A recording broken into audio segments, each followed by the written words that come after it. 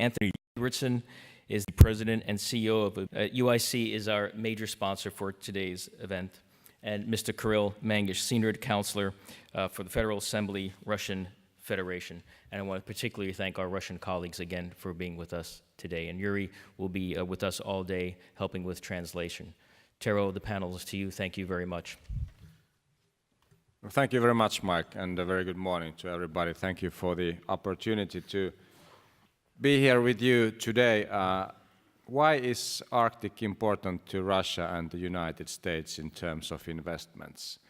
Well, first of all, it's expected that it's an investment potential of $1 trillion, whereas we're expecting that there will be a potential for energy investments of $250 billion, mining investments around $100 billion, traffic investments, traffic infrastructure investments around $100 billion, and so on. So it's a huge, huge investment potential.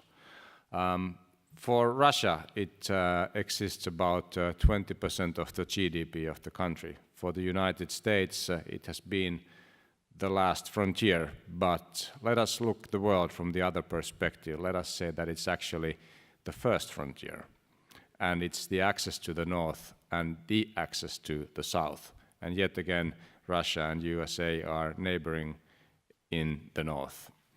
The TTIP discussions have been ongoing between the US and the Europe, and the Europeans are a bit worried about the current status because the Arctic investments require the opportunity to export and import the best possible knowledge from one Arctic area to another, which is one of the themes of the Arctic Economic Council as well. We will be working over the top. This very morning when I tried to do emailing from my hotel, it was very, very, very slow. You've all experienced that. Well, why is this?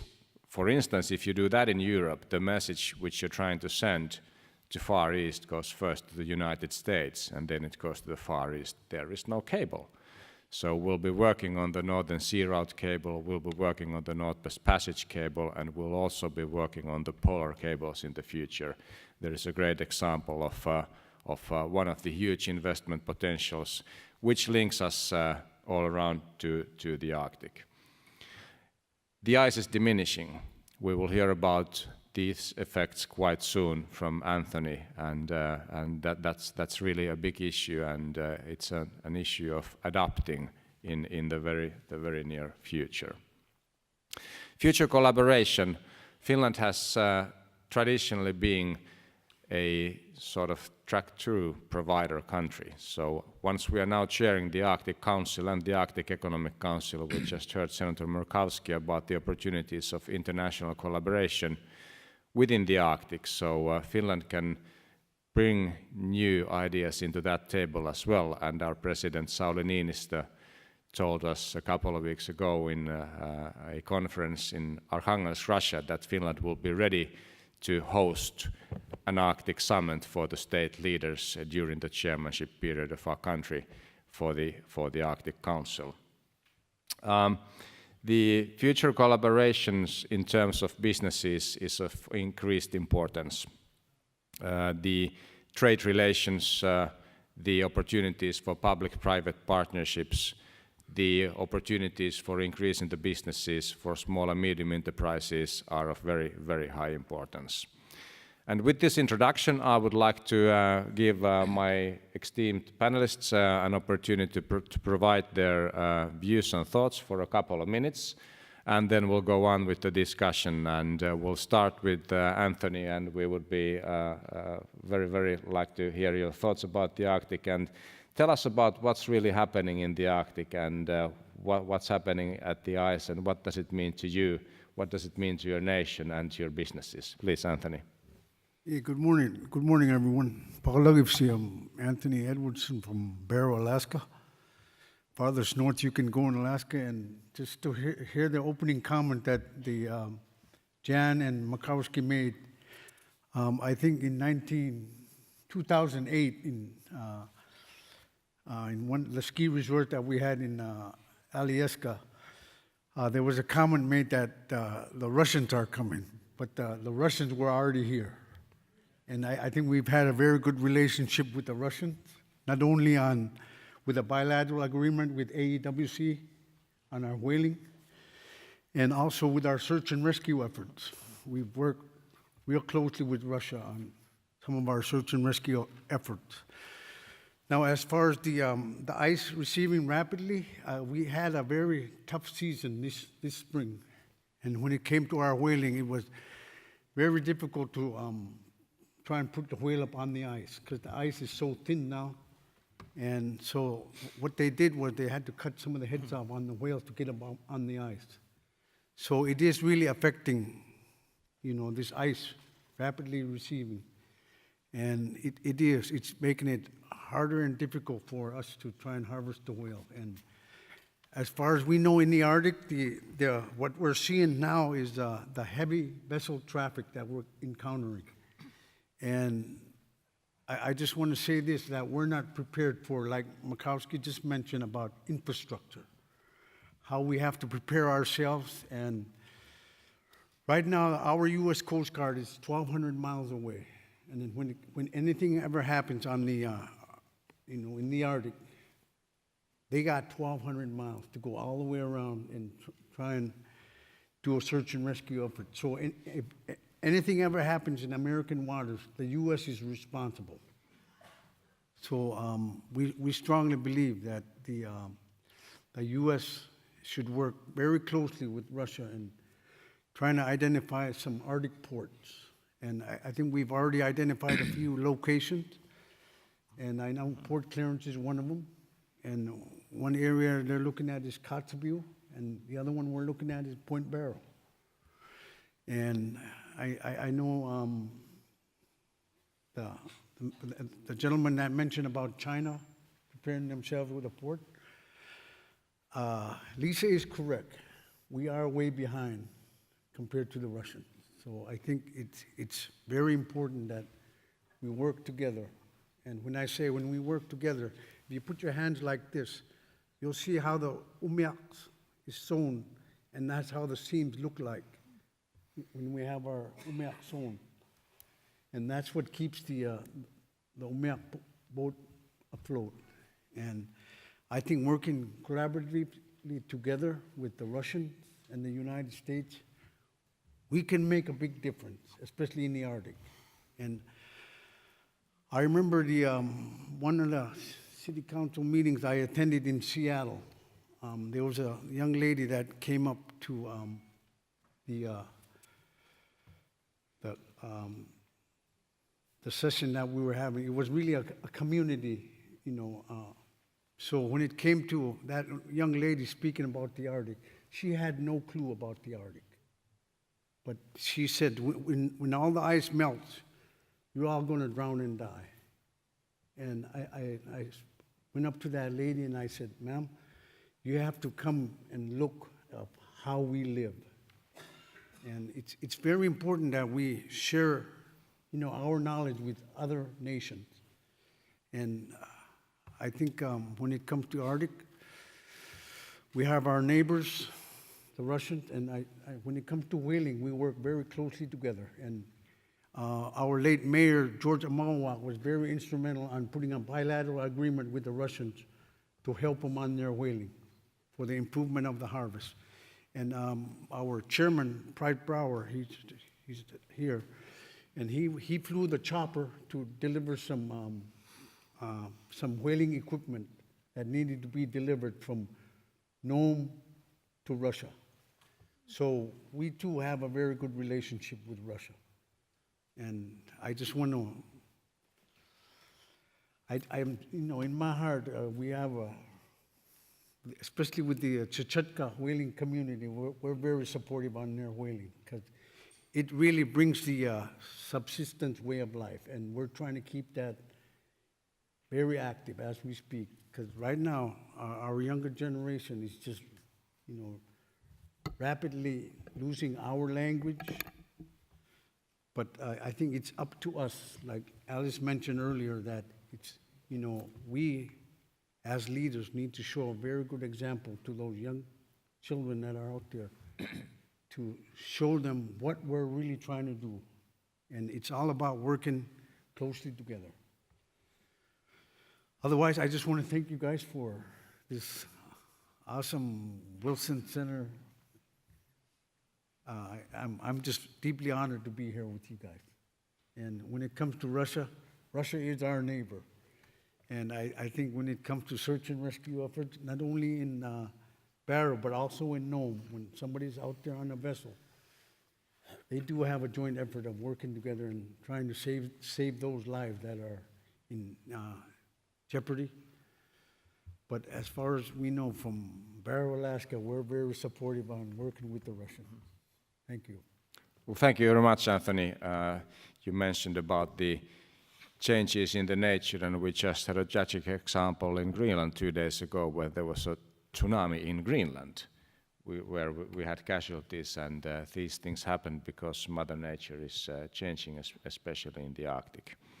Now, Kirill, the Arctic Economic Council has been welcomed by Minister Lavrov, and it's been noticed that there's lots of potential collaboration in terms of the economical issues, and Russia, of course, plays a great role in the Arctic. So please, we would love to hear your remarks. Да, спасибо. Благодарю за внимание. Прежде всего хочу начать свое выступление за благодарность Центру Вудро Вильсона и господину Гримсону за приглашение, саму идею проведения такого форума. Сегодня позитивная повестка дня как никогда важна в российско-американских двусторонних отношениях. Good morning. Thank you very much. First of all, I would like to thank the organizers of this event from the Wilson Center and Mr. Grimson for the invitation to participate in such a forum today with a positive agenda. Today it is of particular importance as part of the development of further development of the Russian-American bilateral relations.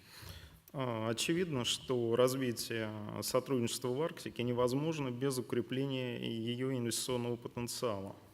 Очевидно также, что экономическая деятельность в Арктике является неотъемлемой частью устойчивого развития коренных народов Арктики. В этом плане очень важно расширение и развитие экономических связей. В этой связи мы приветствуем недавний запуск сотрудничества в сфере телекоммуникаций, что отфиксировано в Фэрбанкской декларации 10-й министерской сессии Арктического совета.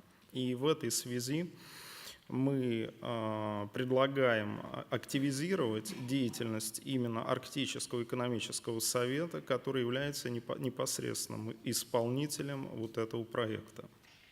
It's obvious that any successful development of cooperation in the Arctic cannot be achieved without strengthening the investment potential. It's obvious that the economic activity in the Arctic is part and parcel of a stable development of the indigenous people. And that promises mutually advantageous ties. We welcome the recent launch of cooperation in telecommunications, the broadband internet, which was recorded and reflected in the Fairbanks Declaration of the 10th ministerial session of the Arctic Council. We suggest we intensify and step up the activities of the Arctic Economic Council. В начале февраля этого года в Санкт-Петербурге состоялось заседание Арктического экономического совета, где был принят ряд важных решений. Во встрече приняли участие руководители исполнительных органов экономического совета, представители общественных организаций и бизнес-сообщества, в том числе крупнейшие арктические страны, члены Арктического совета, США, Канада, Франция, Финляндия, Дания, Норвегия. Еще раз повторюсь, важно, чтобы эта площадка и далее хорошо и активно работала.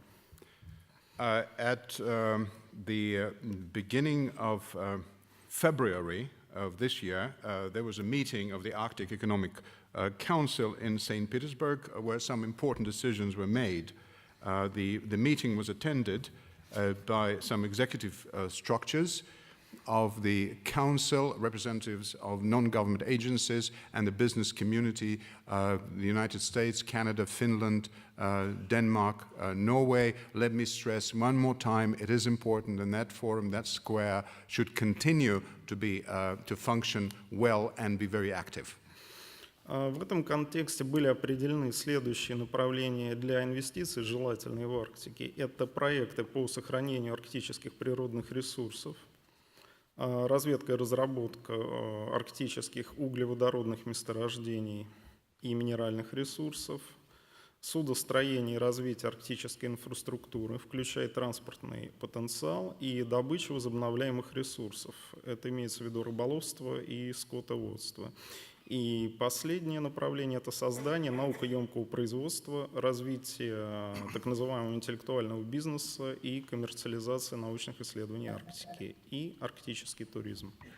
We believe that the following areas should be promising as far as investment in the Arctic goes. And among those, we could list projects to preserve the Arctic natural resources, exploration and development of Arctic hydrocarbons, carbon fields and mineral resources, shipbuilding and development of the Arctic infrastructure, including the transportation potential, the extraction of renewable resources, and I mean fisheries and cattle breeding, creation of high-tech production, smart business, commercialization of scientific research, and of course the Arctic tourism.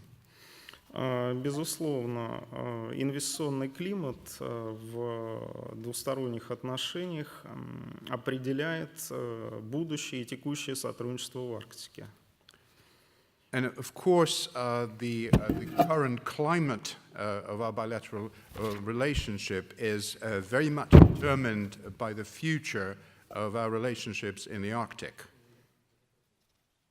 Вот. В этой связи с большим сожалением и разочарованием мы отметили, что неделю назад Сенат Соединенных Штатов поддержал законопроект о очередных рестриктивных мерах в отношении российской экономики, что в принципе, скажем так, не будет способствовать дальнейшему развитию нашего двустороннего сотрудничества.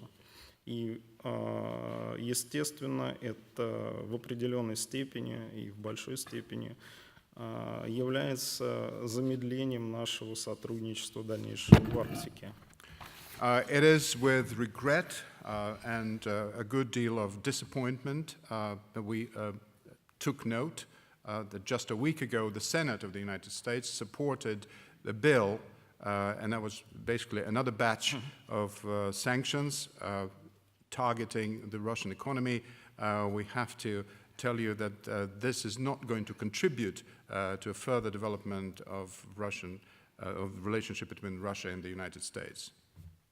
Вот. Хотелось бы, чтобы Арктика была и всегда оставалась регионом конструктивного взаимодействия. We would like to keep the Arctic as the region of constructive interaction and cooperation.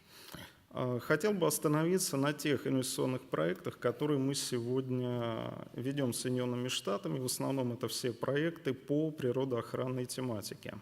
Let me say a few words about the current projects we have with the United States, mostly in the area of conservation. Значит, взаимодействие с Соединенными Штатами по природоохранной тематике осуществляется по линии многостороннего сотрудничества в рамках природоохранных конвенций Организации Объединенных Наций и также в рамках рабочей группы проектов Арктического совета. The relationship with the United States and the projects are being implemented as part of the multilateral cooperation to implement the United Nations Convention and also in the workings of the bilateral working group of the Arctic Council. Заседание российско-американской рабочей группы по проблеме охраны природы и организации заповедников в рамках двустороннего соглашения состоялось буквально год назад, в марте 2016 года в Сан-Диего, где был обсужден широкий круг вопросов природоохранного сотрудничества, в частности, в области управления особо охраняемыми природными территориями, включая совместные исследования. The meeting of the Russian-American working group on the subject of nature preservation and arrangement of natural reserves as part of the above-mentioned agreement took place just a year ago in March of 2016 at San Diego, United States, where a broad circle of issues was discussed pertaining to conservation, particularly the management of the specially protected natural territories. По итогам этого заседания подписаны протокол и согласованная программа двустороннего сотрудничества в природоохранной области на 2016-2018 годы. A protocol and an agreed-upon program were approved and signed and targeting the cooperation in 2016 through 2018. Ожидаем, что следующее заседание рабочей группы пройдет в Российской Федерации в 2018 году. We expect that the next meeting of the working group will transpire in the Russian Federation in 2018. Также продолжается сотрудничество с Соединенными Штатами в рамках российско-американского межправительственного соглашения о сохранении и использовании чукотско-аляскинской популяции белого медведя. We'll also continued cooperation with the United States, part of the Russian-American intergovernment agreement aimed at preserving the Chukotka-Alaska population of the white bear. И, соответственно, последнее заседание совместной комиссии у нас состоялось 1,5 года назад, это в октябре 2015 года в России. Сотрудничество здесь продолжается. The most recent meeting of that commission occurred just a year and a half ago in October of 2015, and of course the cooperation in this area is being continued. Вот. И в заключение хочу сказать, что очевидно, что самым главным является то, что российско-американское сотрудничество имеет ключевое значение для практически всех народов мира и для самой Арктики. Крайне важно, чтобы оно успешно развивалось и в регионе поддерживался мир и стабильность.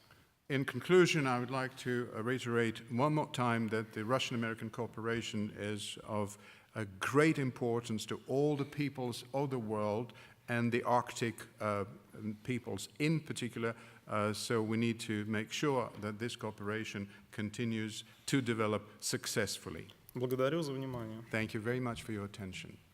Thank you very much, Kirill.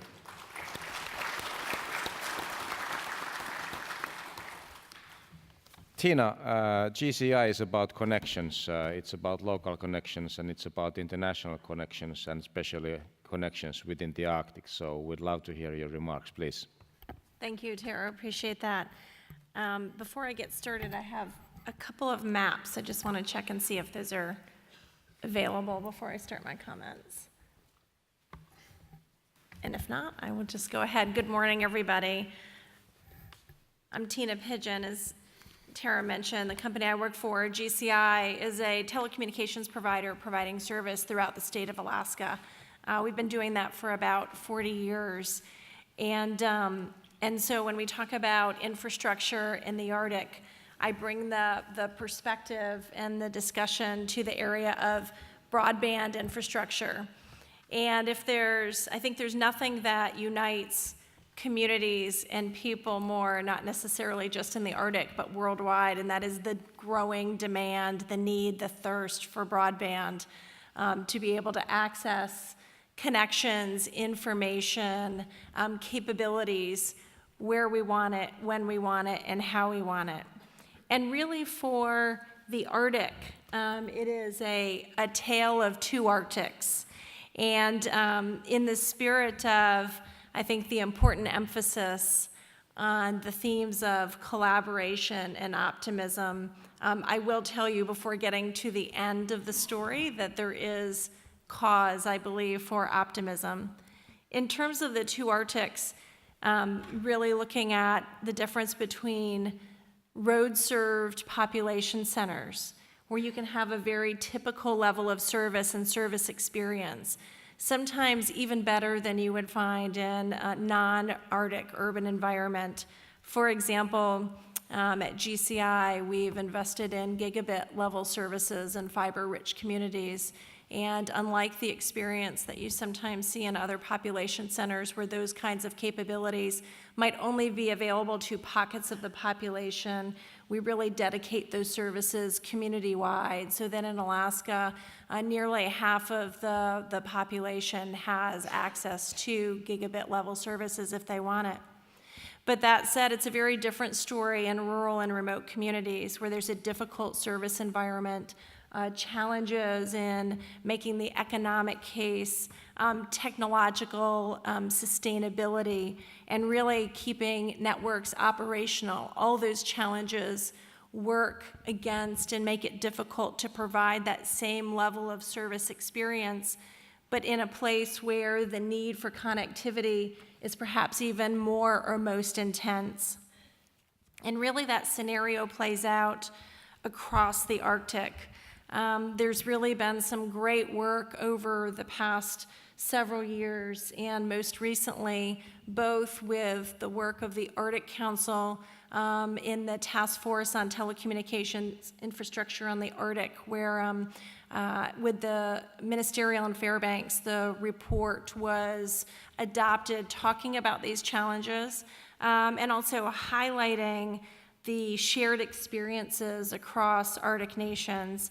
And the same is true in the Arctic Economic Council, which had a working group on telecommunications, likewise issuing a report providing substantial information about what those shared experiences and shared opportunities are. I know in my experience working with these groups, there's conferences everywhere about communications, nationally, internationally. I can say nowhere have I felt more at home in having those conversations than in the Arctic community. And those shared experiences really create a solid foundation for advancement in addressing those challenges.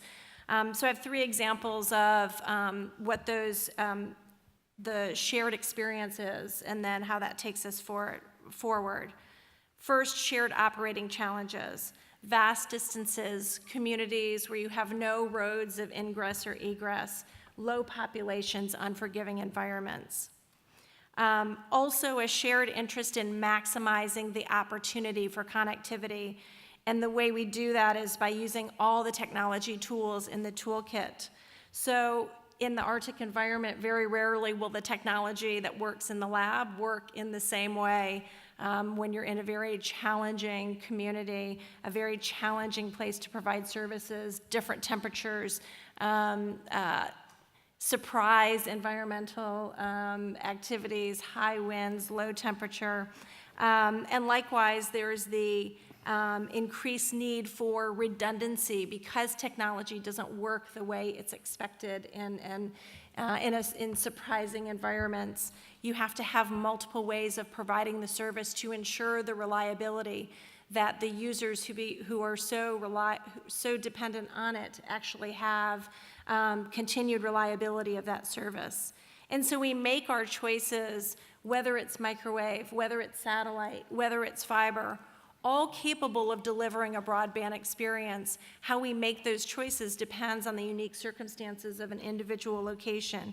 And that really was a shared experience across the nations, and you really see a lot of commonality for Alaska in the United States, within Russia, in Greenland, in Canada. That's really where you see a lot of these shared features and common solutions for addressing them. There's also a common interest in connecting navigable waters, providing search and rescue, emergency response over the water, where there's limited satellite coverage today, the farther north you go. So then the question is, how do we use these shared experiences to pull as many communities as possible from the have category, from the have-not category into the have category, to really break the divide between this tale of two Arctics, and providing the economic, education, health, cultural, and community benefits that are available when that connectivity is available in the absence of roads, how can we provide the virtual connectivity? And it's really a two-way street, not only bringing the world into the Arctic, but being able to bring the experience of collaboration and optimism from the Arctic into the world. And so it really can be done. If we could go to, not this map, but maybe next one. Okay, so this is 2010. I want to tell you there is, as I mentioned earlier, room for optimism. This is Alaska network infrastructure providing terrestrial connectivity between communities in 2010.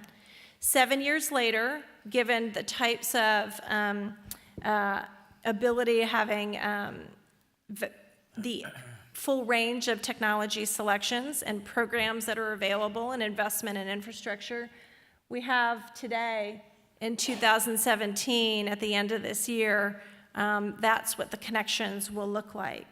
And so how do we fill these gaps and take these lessons forward to ensure that we can continue to invest in infrastructure that enables not only connectivity, but the opportunities of other investment that come along with it? First, I emphasize that we're neutral to technology and recognize we have to utilize the entire mix to provide connectivity as broadly as possible. Second, to look at broad-based, project-based, and economic development information. If we can collect, in this day of big data and information available everywhere, it's very difficult to provide a comprehensive view or collect a comprehensive view of what projects are on there and to be able, or on the radar screen, and within a period of time where, for example, a telecommunication infrastructure provider can plan ahead of time in terms of permitting, investment, providing new, identifying where those opportunities are going to come and where we can aggregate the demand to create a sustainable and lasting business case for economic development. So providing that information, collecting it together, and sharing it, I think, is a significant part of providing the demand basis for further breaking down the barriers between the haves and the have-nots. And then finally, embracing technological innovation. Within the next several years, I'm going to estimate 5-year period of time, but it's really anybody's guess.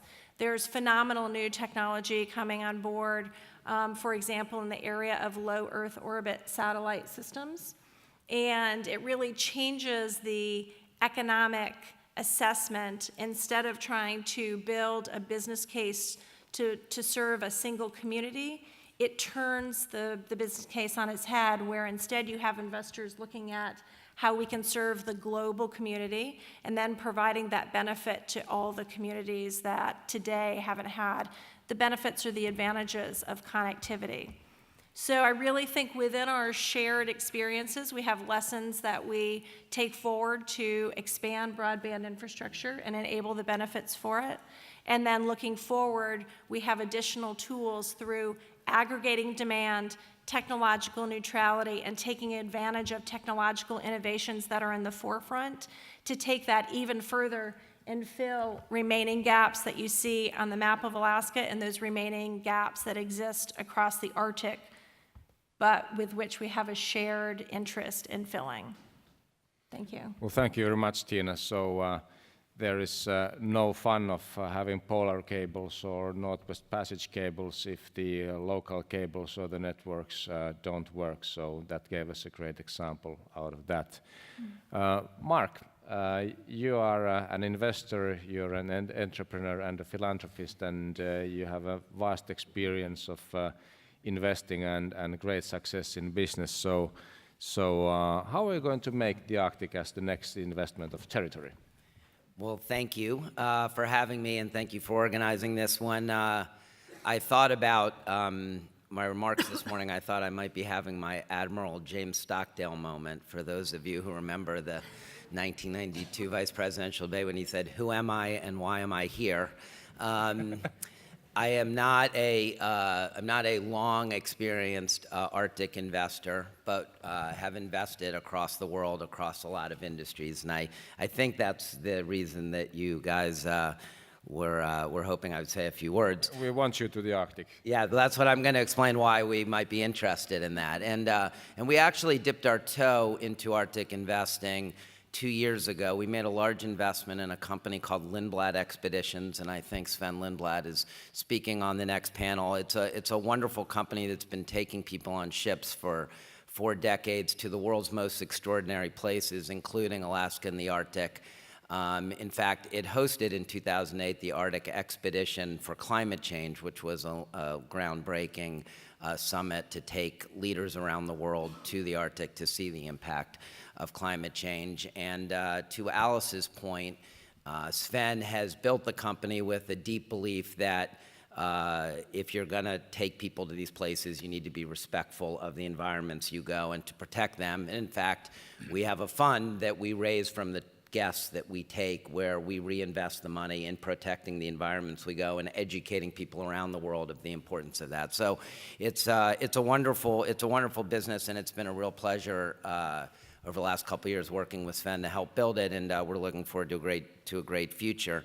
You started your remarks by saying that there's opportunity and need for trillions of dollars in the Arctic, and the good news is that there's many, many, many more trillions of dollars of capital around the world looking for places to invest, whether you look at the $1.5 trillion of private equity or the tens of trillions of dollars on corporate balance sheets or the investment capability of governments, which dwarf all of it. There is gigantic amounts of capital searching the globe looking for the next place to go. And there is no doubt that the Arctic is an attractive place. I think the GDP of the Arctic is growing at 11%, which blows away any advanced economy and probably virtually every emerging market. We've talked about the various areas of potential investment. It's a very resource-rich place, whether it's energy or fisheries. There's a communications opportunity. We believe in the tourism opportunity. There's a transportation opportunity that's emerging and becoming more compelling. And then obviously we believe in the tourism opportunity too. And just as an aside, the reason that we were that we had such a deep conviction about Lindblad, and it applies to the Arctic and the other places we go, is that we live in a time where what everyone wants across societies and across demographics is people want to invest their time and money in experiences. We used to live in a much more, I think, material society, and now what everyone wants is experiences. The currency of who you are isn't the clothes you wear or the car you drive, it's who you are on Facebook and Instagram. And being able to take people to these places that no one else has gone, I think is a real desire amongst people across the world. And this is a place that still has that mystery to it. It still has that sort of, you're going to go to your friends when you come back, and not everyone has been there. So I believe there's a yearning for finding places like this, and I think that creates a really special tourism opportunity too. So the groundwork is there. There's lots of opportunity. There's lots of capital looking for places to find the next great area of investment. I think what the capital wants is they want stability. They want clear rule of law. They want clear governance. And I think if you get those things, you can get the virtuous cycle of investment where people start making investments, they start working, you create an awareness, the awareness grows, that creates more investment, that becomes more successful. By the way, all this stuff, when if we're bringing people to various places in the Arctic, you need the infrastructure, which then follows it all. The more infrastructure you have, the more the other industries that you might invest in become attractive places for investment.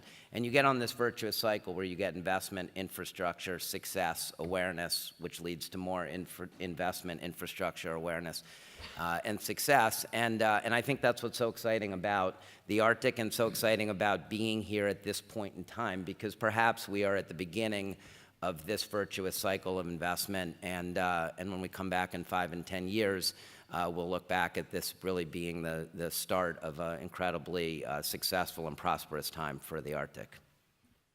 Well, thank you very much, Mark. And before opening the floor to the audience, just very, very brief questions to each of the panelists and brief answers, please.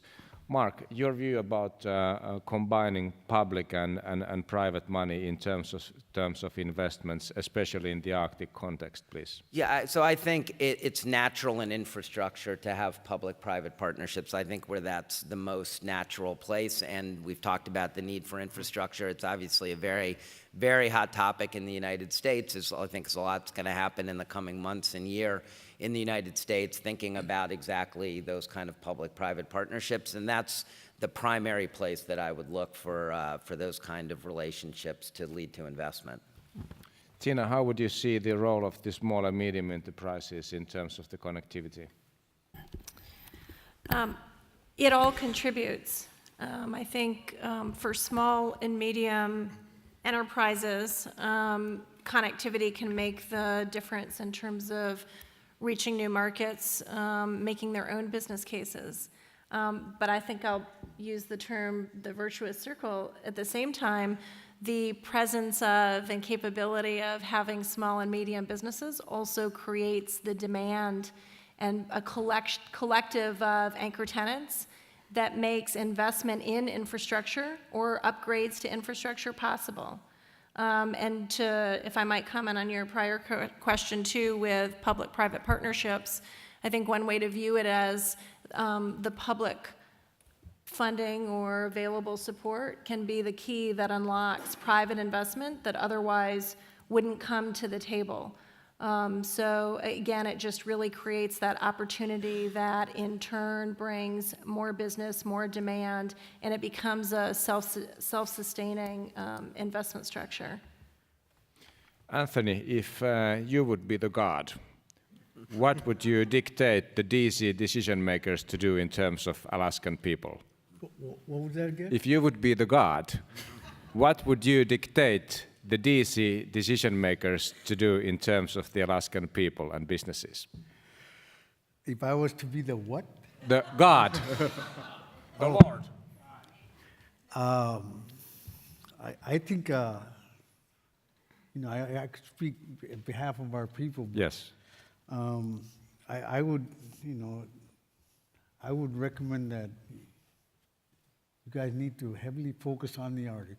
And if you're not focusing on the Arctic, somebody's going to beat us to it. And I think the most important thing for all of us is we got to have our seat at the table.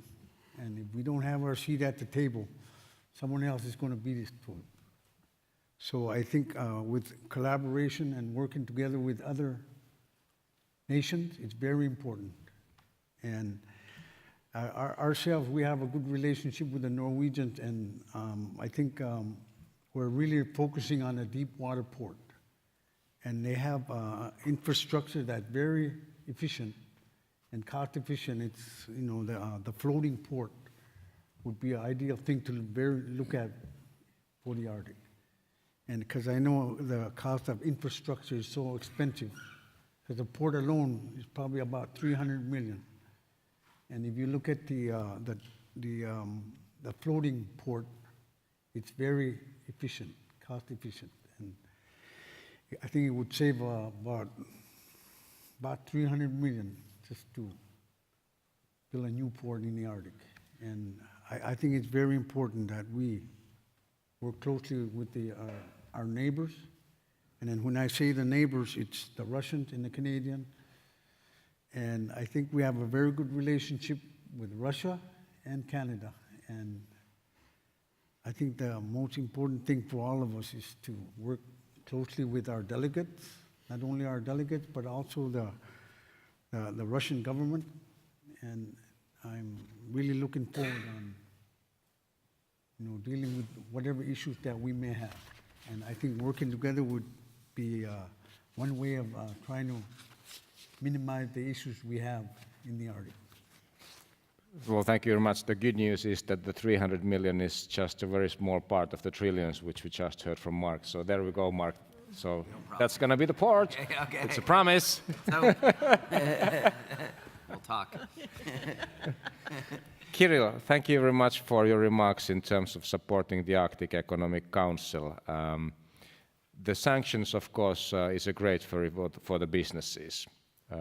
fortunately, ice-breaking services are not on the sanction list. So what would be your view of international icebreaker collaboration in the Arctic? You know, using US icebreakers, Russian icebreakers, Finnish icebreakers, Swedish icebreakers together within the Arctic. Ну, перспективы здесь, я думаю, что детальнее расскажет дальнейшее сотрудничество Игорь Константинович Чернышенко, сенатор, то есть в деталях. Естественно, будем надеяться и в дальнейшем, что это будет одно из хороших направлений дальнейшего сотрудничества и инвестиций. Именно двустороннего сотрудничества между Россией и Соединенными Штатами. I hope that Mr. Chernyshchenko, who's our senator, will speak in more detail about this, but I think that ice-breaking business could be a good trend, particularly in the bilateral relationships between Russia and the United States. Thank you very much. Okay, now we'll have time for one or two questions from the audience. We have microphones available, so once you come up with a question, please introduce yourself and brief questions. There are 2 mics available on the corridor, so if you please show up on the mic. And the first question is just coming from our colleague here. Please, welcome. Hello, my name is Linda Priebe. I'm a law partner at a firm called Culhane Meadows, and I do mostly international data privacy and cybersecurity, and I also do Arctic advocacy on behalf of stakeholders. My question is for Mark, and I'm sorry I don't know your last name or your affiliation, but when you were looking at investing in Lindblad explorations, what kind of considerations, are there any particular considerations that you can share with us that sent you toward them, that moved you toward them as a viable investment for you? Well, it's Mark Ein, but Mark is fine. It was just, it really was a lot. It's a wonderful company with a long history. We really believed in their mission. We believed in their principles. We thought they were enduring principles that were not just important today, but will be long into the future. And we believed in the opportunity, the one that I said, which is I believe that for the next several decades or for the foreseeable future, people want experiences. That's what they want. They want to see the world. I also believe that as people move to cities and become more urban and are sitting like this in their phones all the time, the need to go out and get away from urban areas and to get disconnected, sorry, just for a few minutes at times, people, to disconnect from their communications networks, but that's also important. And so Lindblad is really a world-class company that had just built an incredible business over 40 years, and we thought that we could help it, give it capital and other resources to help take advantage of those opportunities and build it for a long time into the future. Thank you. Can I ask just one quick follow-up question? When you talk, Very quickly, please. were you looking at things like their corporate social responsibility program, ethics and compliance, that kind of thing? 100%. I mean, that's what I said. I think Lindblad is it's as good a company as I've seen anywhere in terms of taking its responsibilities to the places that we travel seriously. We have a philanthropic fund, as I mentioned, that we raise from guests. I think we've raised over $15 million in the last several years to invest in those places we go and to educate people about the importance of preserving the environments we go. You know, when I first met Sven, he said, I view the company has a triangle, and we have 3 responsibilities. We have it to our guests, we have it to the company, and we have it to the places that we go, and they're all equal. And I don't think you'll find many companies who would be that enlightened. And for me, that was one of the many reasons, but at the very top of the list about why we were so attracted to working with them and investing in the business. Thank you. Thank you very much. And we have a gentleman on your right, please. Yeah, Ken Meyercord. Are there any issues of sovereignty in the Arctic as there are in the South China Sea, especially with regard to exclusive economic zones?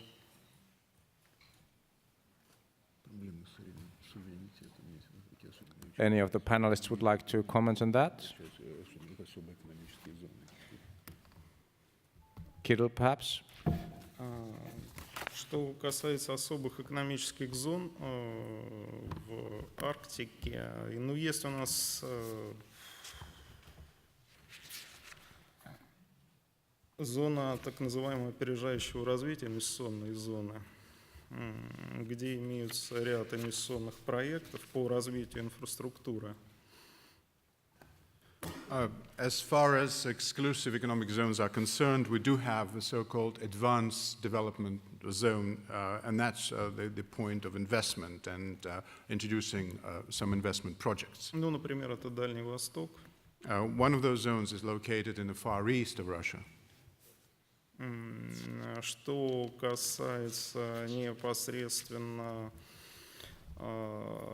развития, но здесь прежде всего важно в том числе и природоохранная составляющая, как говорил, ряд особых зон мы успешно реализовали с Соединенными Штатами. Это был проект Берингия, это по обе стороны Берингового пролива, проект состоялся.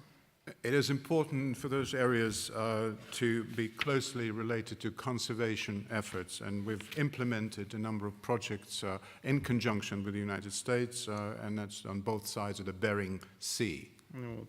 Это было несколько лет назад. That was a few years ago. Вот. Поэтому будем надеяться, что подобные проекты будут развиваться и иметь место. Let's just remain hopeful that similar projects will take place in the future and will develop.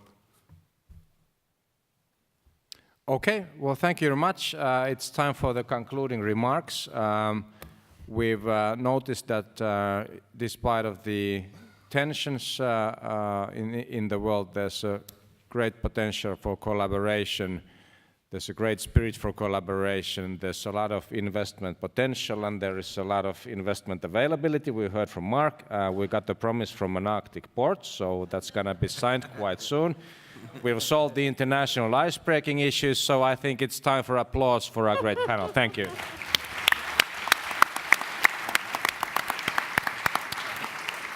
Thank you, Tero, and thank you to the members of the panel for that wonderful discussion.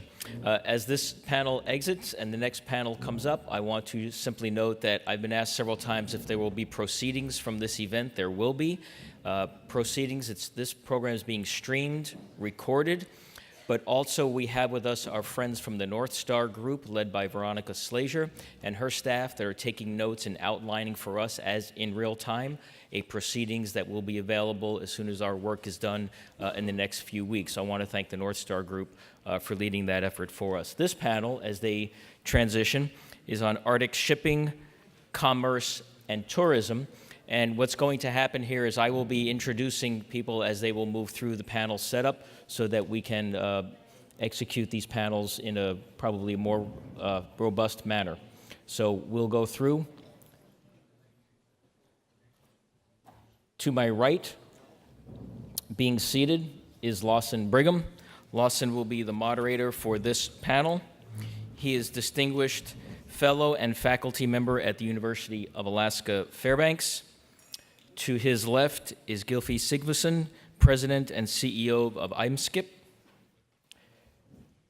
To his left, once they decide, we have decisions, is Mead Treadwell. He's the co-chair of the Polar Initiative Board at the Wilson Center. He's president of PT Capital, and many of you know, former lieutenant governor for the state of Alaska, who is seated not where I said, but he is seated to the left. That's okay, Mead. He's seated to the left of Sven Lindblad, founder of Lindblad Expeditions.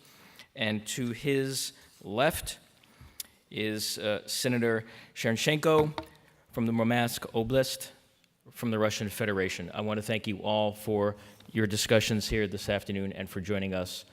Senator Chernchenko, thank you very much for making the trip to Washington, D.C. Thank you. How much time? Well, I'm asking the Commander-in-Chief on how much time we have. We have about 50 minutes, but we'll see how it goes. Okay. Good morning, Mr. President, Director Harmon, everyone here. It's great that we have two senators, and of course, Senator Murkowski was here this morning, and Senator Chernchenko is with us on the panel. So nice to have two senators from both countries here. The marine world, the maritime world, more than 60% of the Arctic is ocean, and important that it is the one area, clearly, that the United States and Russia have constant and engagement on a full range of issues, and mostly related to protection of the environment and its people. Arctic marine shipping primarily is driven by Arctic natural resource development, but of course the profound change in sea ice presents greater marine access, potentially longer seasons of navigation. The challenge for everyone that works in this topic is what is the length of the navigation season? How economic is it, even if you're operating in the ice? Of course, the Arctic Ocean is ice covered about 9 months, partially or fully, through the century. So it's ice covered, but what portion of it is ice free? What is that ice navigation season? The Arctic Council and even the Arctic Economic Council also has a working group. The Arctic Council has PAIM and EPPR, Protection of the Arctic Marine Environment, Emergency Response Working Group, that for 2 decades have worked on issues related to protecting the Arctic Ocean and its people. So today we have 2 commercial representatives who will go first to give us an idea about Arctic marine operations and shipping, and which includes, of course, the marine tourism industry. So go first, and Gylfi has some slides to kick it off that are kind of strategic, so please. Yeah, thank you. Thanks for having me here, and it's a big moment for me to be in the Ronald Reagan building, because on the 9th of October 1986, my firstborn kid came into this world, and I was watching TV when my wife was having labor. So it was a big day, 9th of October, when Gorbachev and Reagan met in Iceland. So my theme here, I don't know if I have my slides. And does it really work? We'll see. So I want to say that the countries in the Arctic, of course, we are one big family. So it was sad to hear that the tsunami in a small village in Greenland, what happened there with 50 people in a small town or a community in Greenland with no roads and no ways of seeing that this was coming. So that's part of what we have to deal with. So I think we have to think about those people that died there and are injured. My thing is really about being active in the Arctic, less talk and more action. And that's what I'm going to talk about here. It happens? Yep. So we have been doing in the business in the Arctic for 103 years. We are, for example, the biggest ferry operator in Iceland. We control 95% of all the cruise vessels coming into Iceland, about 500 vessel calls today, both luxury and the big vessels. And we are also the biggest container carrier in the Arctic, and we've been doing this business for 103 years. This is a niche market for us. And so we have the best experience in sailing in the harsh environment in the Arctic. We all know the countries there, and my focus has been more about the North Atlantic, not the US, Alaska, the Canadian and the Russian, but we are dealing from the west, from Portland, Maine, into Murmansk in Russia. So when I look at Russia, Murmansk is Russia for me. If we look at all the natural resources in the region, then 20% of all the reserves of the future are lying there. And I'm talking about mining, minerals, oil and gas, seafood and fish farming, sustainable food production, the fresh water supply, the renewable forestry and the renewable energy. And for example, our next neighbor to the west, Greenland, is the oldest rock in the world, and there's a lot of mining material there, while Iceland is the youngest of all the countries in the world. So we have to have that in mind when we go through. Infrastructure in the Arctic is very important. We are today not allowed to use big vessels to serve the market, but that's being worked on today on bigger ports in Newfoundland, in Maine, US, in Greenland, Iceland, Faroe Islands, and Norway and Russia. So this is all going to help that we are going to be able in the future to use much bigger vessels in our markets. So going back to tourism in the Arctic, popularity of the Arctic interest, like we heard here earlier with the guy with all the billions of dollars was talking about. That's true, actually. And we are in that business, so we need to talk. So this Arctic region is gaining popularity, for sure, but it still needed infrastructure and necessary to meet the increase in tourism, airports, hotels, and so on. And it's interesting that Iceland as a destination, or the growth in tourism, is number 2 in the world after one African country. So, for example, Hilton Hotel is building 2 hotels now in Iceland. So everyone is moving, the investment is moving there. Greenland also has a waste opportunities, and we are seeing that as the next tourist attraction in the future. But we have to be careful of all of this, and if you look at the booming in Iceland, with the annual growth of 25%, and the estimation is about 2.4 million. Where am I now? Yeah, I'm here. So we're talking about 2.4 million for the next year. So you see the growth there in Iceland. We have to think about the social responsibility, our carbon footprint, wherever we are working in this market. And with larger vessels, we have less carbon footprint per TEUs. We have vessels that would run on electricity in the ports. And we are also being requested by customers to have a calculator to actually calculate the carbon footprint. And we reduced our carbon footprint by year to year by 8.8%. So connecting the Arctic, that's our business. Our home market is from Portland, Maine to Murmansk. We made Portland, Maine really a pillar, or the other pillar against Alaska in this North Atlantic. Today, while I'm here, we have 50 businesses, CEOs from Portland, Maine, actually in Iceland, visiting, looking at business opportunities. So they have been very active. And I can't be in 2 places, but I will miss them for sure. So it's great things happening in Portland, and I got to meet, of course, Senator Angus King and LePage, the governor. And what's good with these people, as you go north, you start to get better relationship with Americans, at least. We started in Norfolk, and it's get better and better when we go up north. And for example, LePage with the governor, with the back of his business card saying we're open for business, that just shows everything. So, new connections, we are opening up for Greenland in 2019.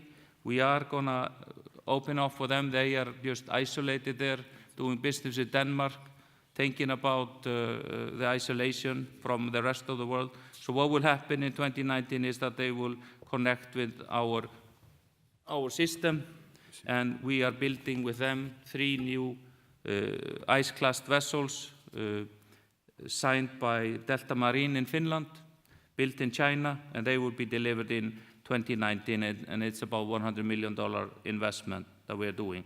And these are special made for sailing in the Arctic, and much bigger than the vessel they are previously using, because they are using 700 TEUs, so these are 3 times bigger, and the port in Nuuk is being refurbished.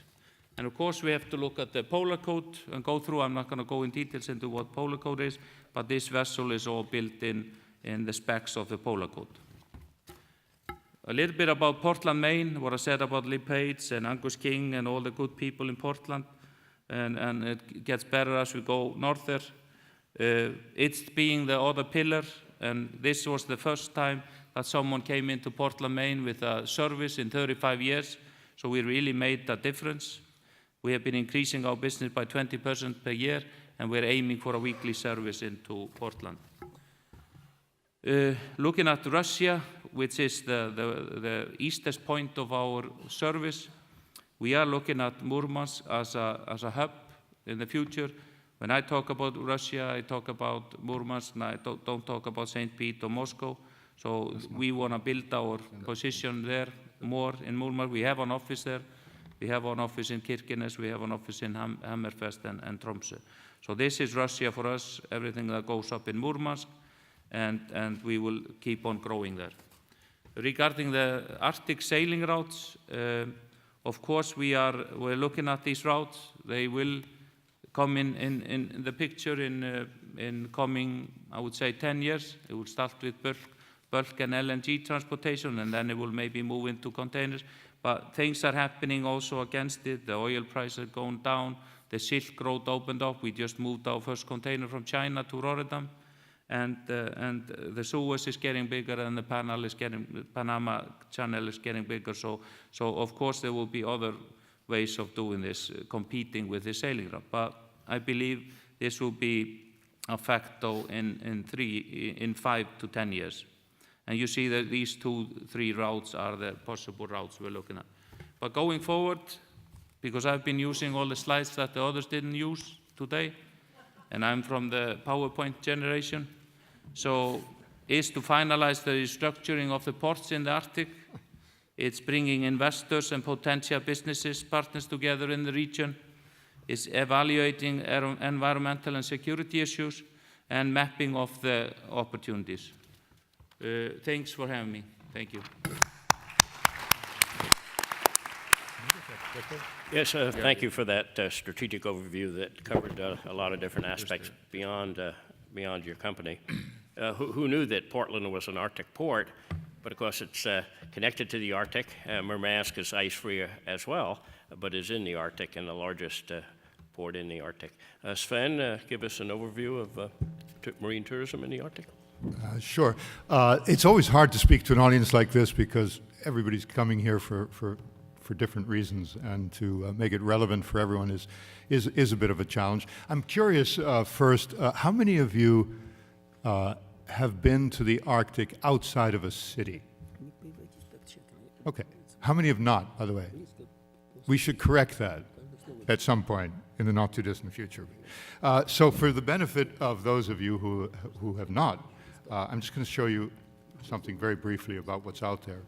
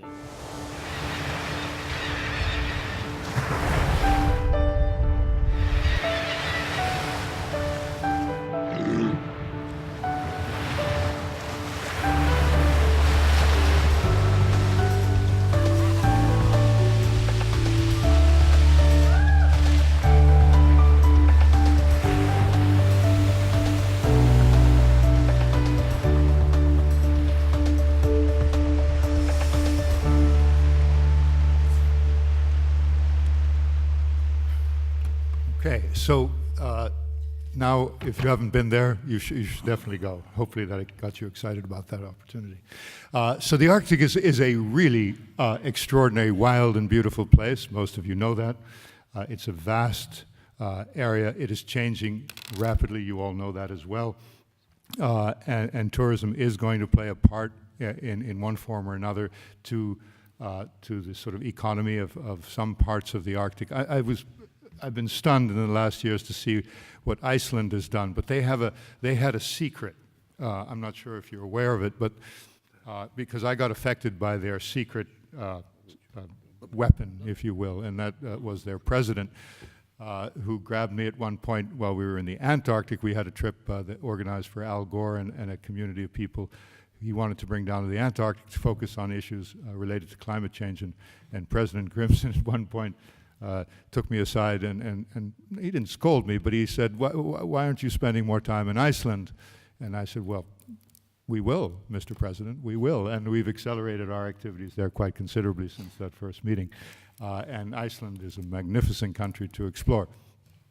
I have a very ambivalent relationship with the industry of tourism, or the business of tourism. It has a lot of good to it. It has a lot of not so good to it as well.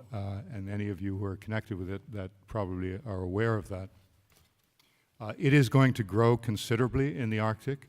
The expedition, quote unquote, expedition travel field is literally exploding, in part based on what Mark was talking about earlier, which is this desire on the part of people to have experiences, and that's a core value, something of deep importance to people these days, and those experiences become more powerful in places like the Arctic and the Antarctic, the South, various places around the world.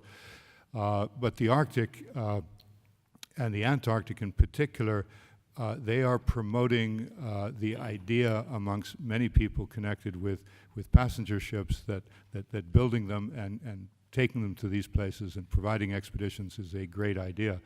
And the explosion of shipbuilding as it relates to this sector is going to be quite phenomenal in the next 2 or 3 years in particular, and then beyond that we'll see. So there'll be about 50% more ships in the Arctic in 2019 than there are currently. Okay, depending on where you sit, that's a good or a bad idea. So let me just some of the good of it, right? I believe one of the great values and underrated opportunities as a consequence of tourism is that it allows us to bring people to places and broaden their understanding. And broadening that understanding amongst people of influence, I think, matters a great deal. Those people have circles of friends, business associates, political circles, what have you, and they can bring back messaging about why these places are important.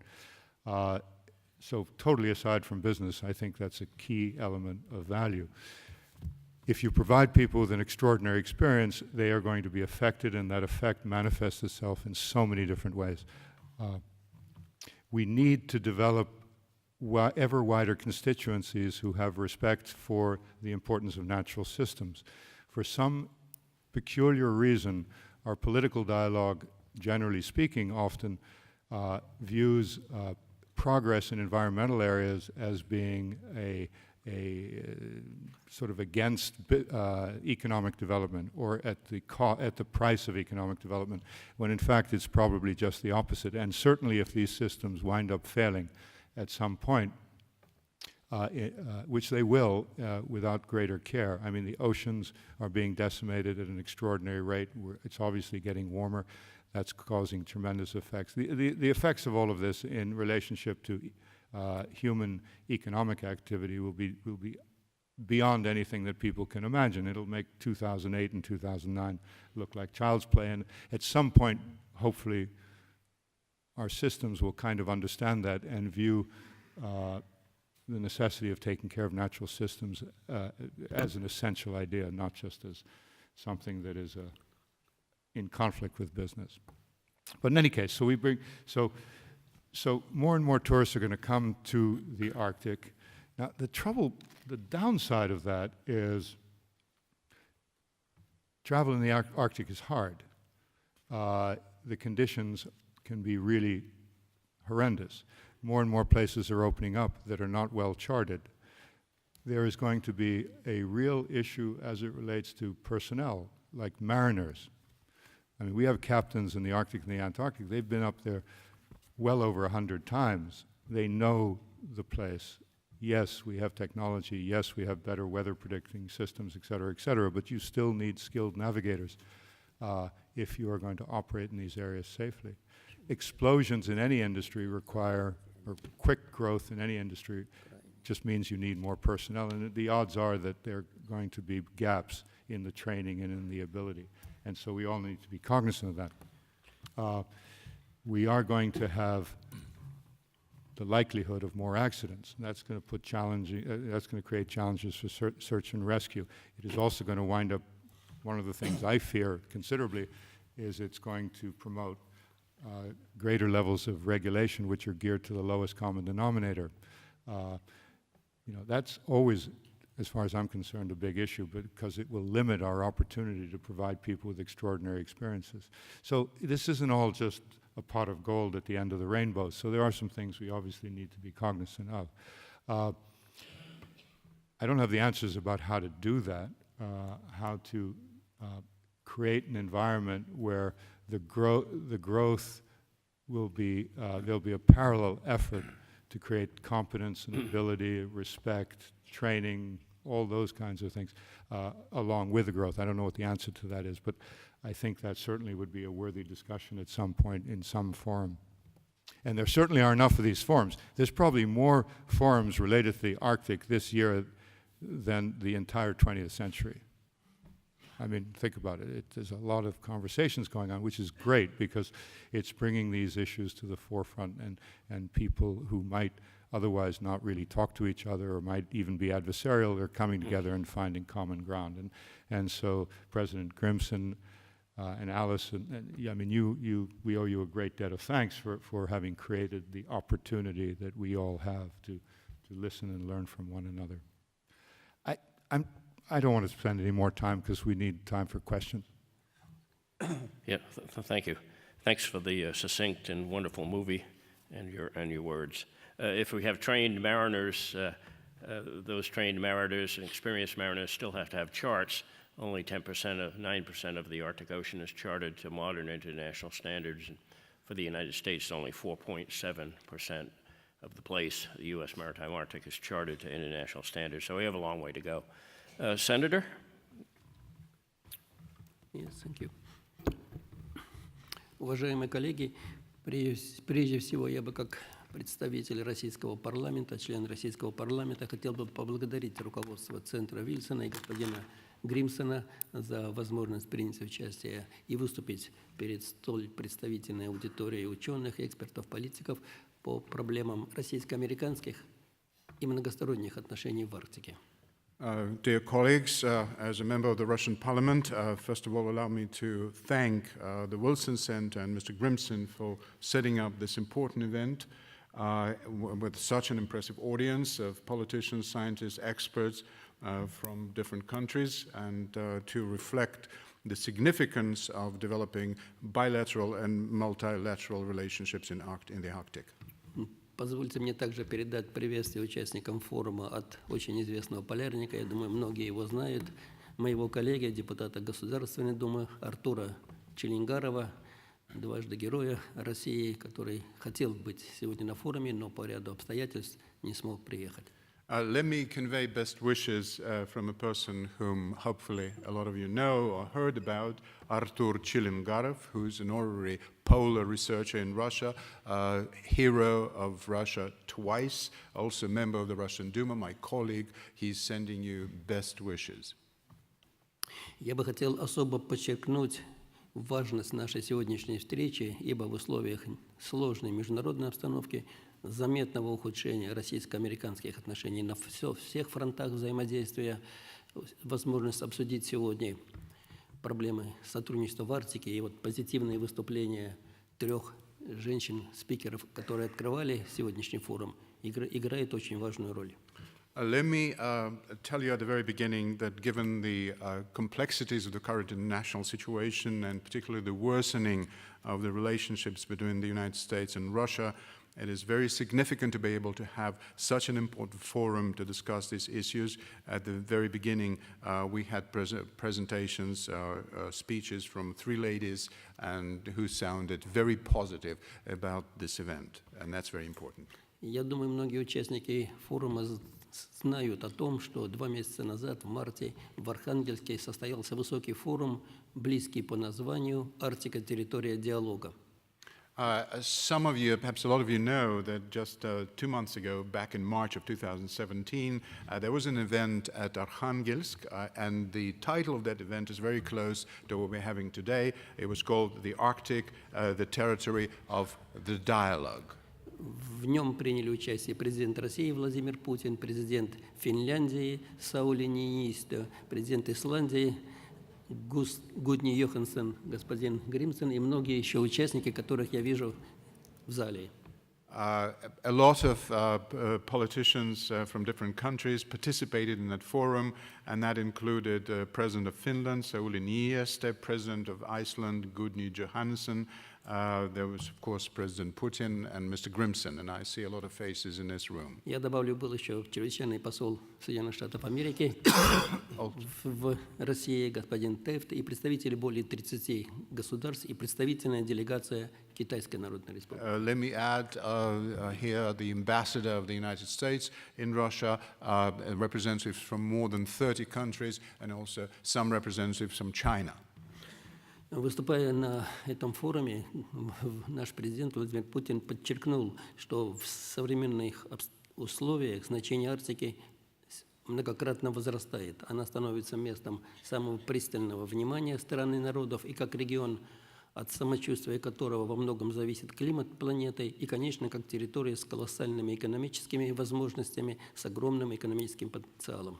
Our President, Mr. Putin, spoke at that event and pointed out that the significance of the Arctic has been increasing manifold given the current situation. It's becoming the focus of attentions from various countries and peoples, both in the regions. The health of the Arctic, so to speak, impacts the climate of the entire planet, and it's of colossal importance and its economic possibilities. Россия, на территории, на долю которой приходится треть арктической границы, треть территории Арктики, принимает и осознает особую ответственность, которая на нас ложится в этой связи. Russia, which covers 1/3 of the entire Arctic zone, of course, is aware of its responsibility and accepts that responsibility for the Arctic region. Мы исходим из того, что в Арктике сегодня нет потенциала для конфликтов. We proceed on the assumption that today we don't have any potential for conflicts in the Arctic. Международные нормы дают четкие определения для прибрежных и других государств и служат основой для совместной работы в решении любых проблем. The international law provides clear rights both for the littoral countries and other countries and serve as the basis for cooperative work in resolving any kinds of problems. Будь это проблемы разграничения континентальных шельфов в северных морях, предупреждение нерегулируемого промысла рыбы в центральной части, сохранение природной среды и создание условий для проживания коренных малочисленных народов Севера. Whether we're talking about the delineation of the continental shelf in that area, or perhaps preventing unregulated fisheries in the central part and creating zones and habitats acceptable and favorable for the indigenous populations. Мне бы как парламентарию хотелось бы подчеркнуть важную роль такого инструмента, как Арктический совет, который функционирует по проблемам Арктики, 20-летие которого мы отметили в прошлом году. Being a member of the Russian Parliament, would like to stress the importance of the Arctic Council in resolving all those issues, and we've just marked the 20th anniversary since its inception. Уникальность Арктического совета состоит в том, что в нем участвуют не только представители арктических государств, большое количество наблюдателей, а также постоянно активно вовлечены организации коренных народов Арктики, в том числе и России. The uniqueness of the Arctic Council lies in the fact that the participation has been provided not just by the permanent members, but also there are observing countries there, and not only that, the indigenous populations of the north, and we call them the extreme north, is represented there too, including the population, the indigenous populations of Russia. В России позитивно оценивают 2 года, в период которых Соединенные Штаты Америки руководят деятельностью Арктического совета и поддерживаем принципы, зафиксированные в Фербанской декларации, принятой на 10-й министерской сессии на Аляске буквально месяц тому назад. The Russian Federation Parliament gave a positive review to the chairmanship of the United States in the Arctic Council from 2015 through 2017. We value the priorities of the international cooperation in the Arctic, reflected and confirmed in the Fairbanks Declaration, passed at the 10th Ministerial Session of the Arctic Council in Alaska. Также, как члену Российского парламента, мне бы хотелось подчеркнуть важность работы, деятельности Постоянного комитета парламентариев Арктики, многие из которых здесь присутствуют, из Норвегии, из Финляндии, мои коллеги, которые также способствуют развитию взаимоотношений арктических государств.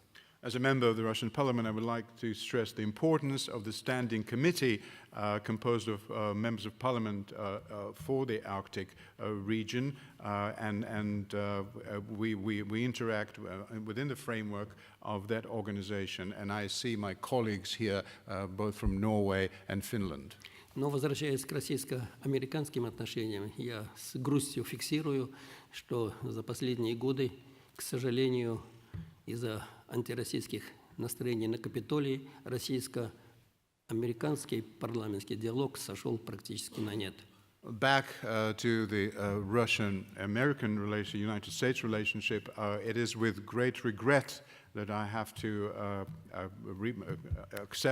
I have to acknowledge that the nature of those relationships has deteriorated badly due to some moods on the Capitol Hill, and basically at this point can be considered non-existent. Возвращаясь к проблемам экономического развития в Арктике, тема нашей этой секции, я бы хотел отметить, что Россия реально сегодня активно осваивает экономический потенциал Арктики.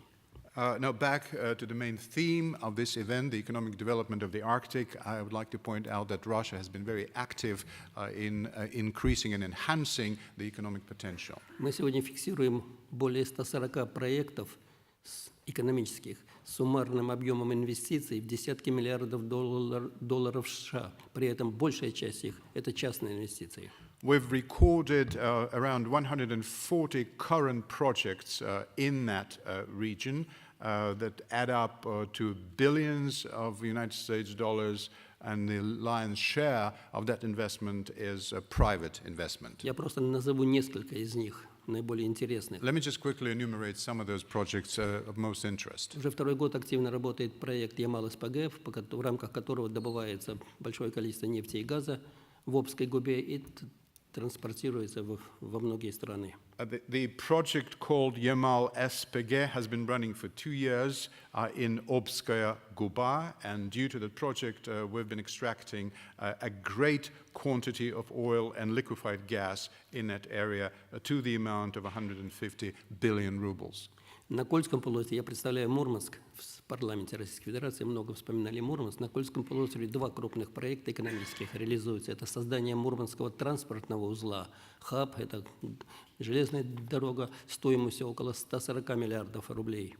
And of course, I represent Murmansk in the Russian parliament, so Murmansk has been mentioned a few times here in my colleagues' speeches.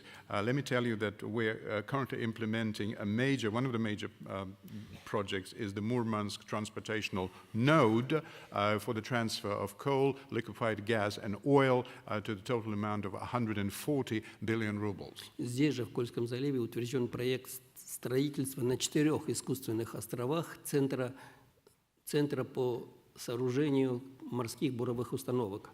The same location, the Kola Peninsula, we just approved the arrangement of a major construction center for large-scale sea structures, namely drilling rigs. Этим будет заниматься наша компания «Новотек». There's a Russian company called Novatek, and Novatek has been put in charge of that construction. В парламенте Российской Федерации месяц назад поддержали проект «Белкамур». Это развитие в Архангельской области. Это наши соседи, наши коллеги крупного и строительство глубоководного порта, возможно, и строительство железной дороги и всех портовых перевалочных сооружений. Just a month ago, back in May, my colleagues at the Russian parliament approved the project which is called Belkamur, which targets the creation in the Arkhangelsk region, our neighbor, and a major transportation and logistical complex or center. And that may involve a deep water port and a railway. Кстати, основными инвесторами в этот проект названы и уже заявились китайские бизнесмены. But let me tell you, Chinese Это огромный проект, и мы приветствуем наших друзей и коллег из Китая. some business people from China already got involved in that and announced their participation in that project, and we welcome the involvement of our Chinese colleagues. Как известно, освоение Арктики невозможно без использования логистики, то есть морских транспортных путей. Северный морской путь, северо-западный проход. И это тоже важная задача арктического развития в Арктике.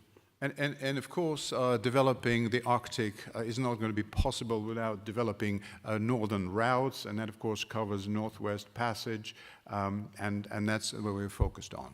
Я представляю Мурманскую область. Атомный российский флот базируется в Мурманске. Сегодня в строю 5 атомных ледоколов действует. Но мы заложили, в ближайшие 3-4 года будет построено еще 3 новых атомных ледокола нового поколения и 1 атомоход «Лидер» мощностью до 130 мегаватт. Again, I'm from Murmansk, and this is the center of the atomic fleet of icebreakers in Russia. We already have 5 of those, and there are plans to build 3 new atomic icebreakers of the new generation. One of them is going to be called Leader, and the total power of that icebreaker will be up to 130 megawatts. Для чего это рассказываю? Все эти проекты мы реализуем с привлечением инвестиций в формате государственно-частного партнерства, с привлечением на основе концессионных соглашений, с привлечением зарубежных инвестиций. The reason I'm telling you all of that is that we try to implement those projects, getting the government-private partnerships involved, concessional agreements, and trying to attract foreign companies to invest. И я понимаю, что в рамках рассматриваем сейчас новых рестрикций в отношении российской экономики, американский бизнес не успеет попасть на реализацию этих проектов. И я говорю, в этом есть определенная проблема, на мой взгляд, не только для России, сколько для бизнесменов из Соединенных Штатов Америки. Now, let me tell you one more time that given the current restrictions that the United States has imposed against Russia, the business community from the United States is most probably going to be late to the table and won't be able to partake of such major projects. Еще один аспект мне бы хотелось осветить. Россия имеет, я уже говорил, большой сектор ответственности по Арктике, и мы важное значение придаем системе поиска, спасения, безопасности северных путей. There's another aspect I would like to say a few words about, and that's the search and rescue in the Arctic and development of that sphere.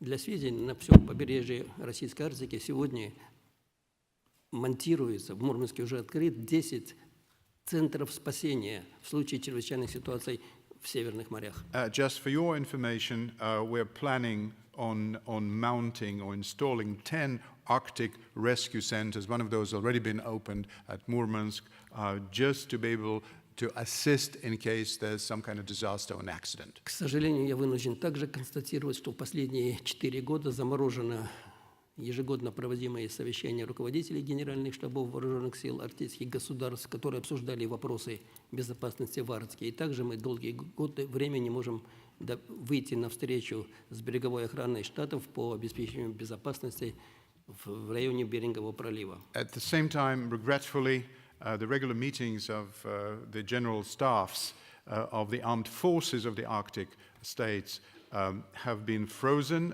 for a few years, so they don't transpire anymore. That's been going on for 4 years, and regretfully, again, we have failed to reach the U.S. Coastal Guard in order to discuss the issues related to rescue operations in the Bering Sea.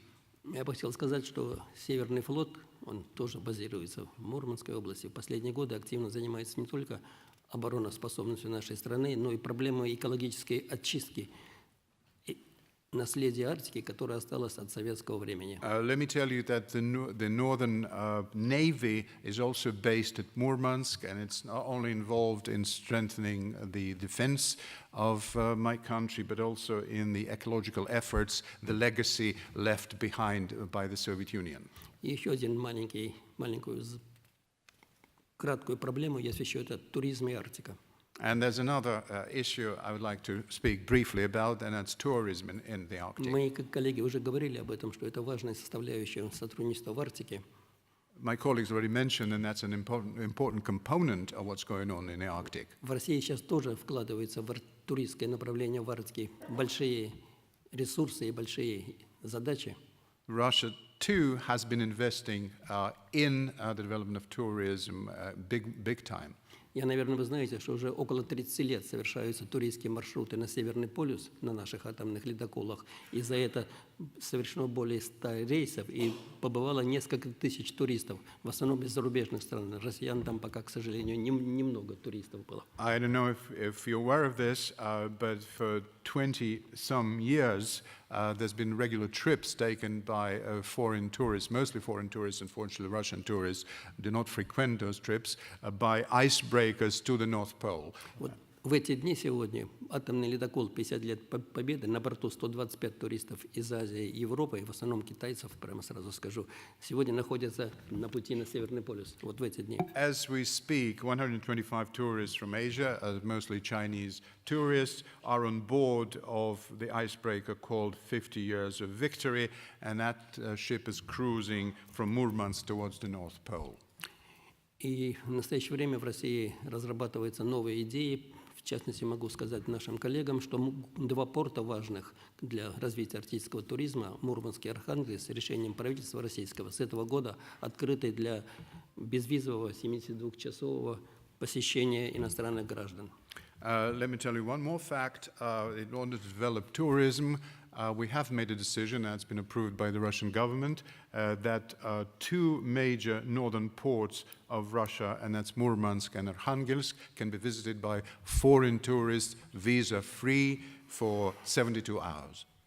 Ну и в завершении выступления я хотел бы вспомнить выступление коллеги Юджин Харман, которая говорила о маленькой дискуссии, возникшей в кофе-брейковой комнате, об оптимизме.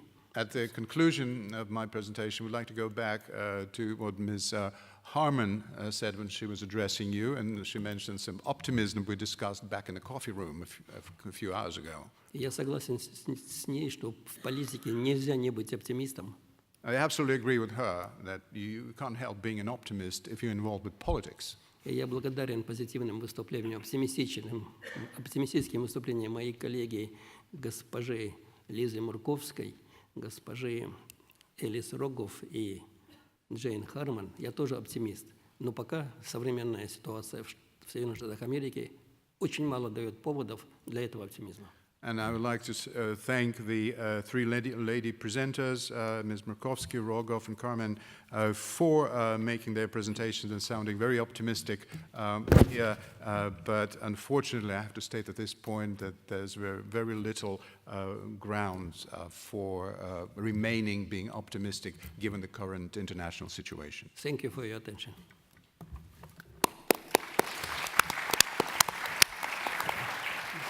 Thank you, Senator. Mead?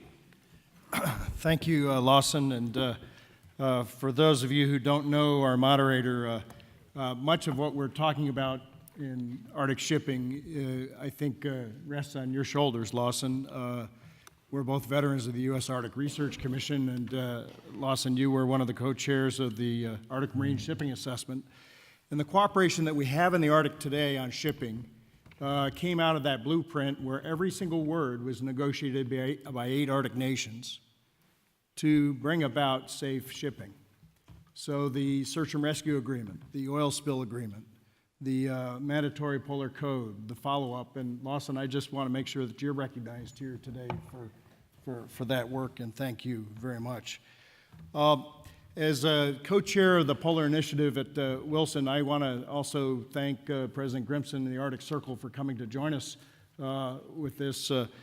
I think that of all the think tanks that I've had a chance to work with in Washington, the fact that the Wilson Center and the Kennan Institute have kept a window open with Russia during the toughest times and the best times, it makes it very, very important to have an Arctic dialogue situated here. And Senator, it's very nice to meet you. What I want to say fairly quickly is that I was asked by the Arctic Circle Board of Directors in 2015 to assemble a report on shipping and ports that we are intending to release at the Arctic Circle meeting in Reykjavik in October. That report is to test really three propositions. First off, the proposition is, should we have an international Arctic Seaway? Now, if you think about it, an international Arctic Seaway basically says to the ships of the world, if you're going to come use the Arctic Ocean, is there a process that will get you across safely?